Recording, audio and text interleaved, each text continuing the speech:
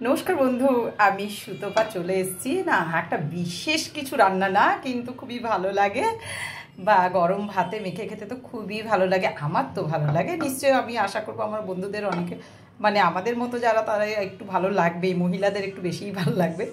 তা দেখুন, এই যে এখানে তেল নিয়ে নিয়েছি, গরম করে নিয়েছি, তাই এখানে একটু শুকনো লঙ্কা দিয়ে দিলাম, অবশ্যই একটু 5 ফোড়ন দিলাম। তো এগুলোকে আমি ভালো করে একটু ভেজে নেব। ফোড়নটা ভাজা হয়ে গেছে, এবার আমি লাল শাক কেটে রেখেছি তার মধ্যে দিয়ে দিলাম। কারণ কি, আজকে আমার নিরামিষ দিনে আপনারা এরকম করে লাল শাক খেতে পারেন, খুবই ভালো লাগে। এরকম করে ভাজা করলে কিন্তু গরম ভাতে খুবই ভালো লাগে।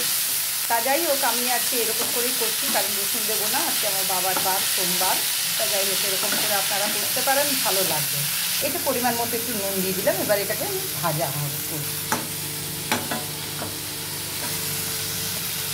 আস্তে আস্তে করে। এবার জল বেরোবে, তারপরে জলটা একদম মরে যাবে যখন, ভাজা ভাজা করে নিলে গরম ভাতে খেতে খুবই ভালো লাগে।